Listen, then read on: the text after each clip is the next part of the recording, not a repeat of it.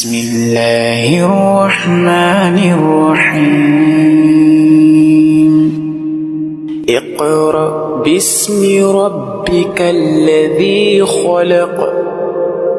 خلق الإنسان من علق اقرأ وربك الأكرم الذي علم بالقلم علم الإنسان ما لم يعلم كلا إن الإنسان ليطغى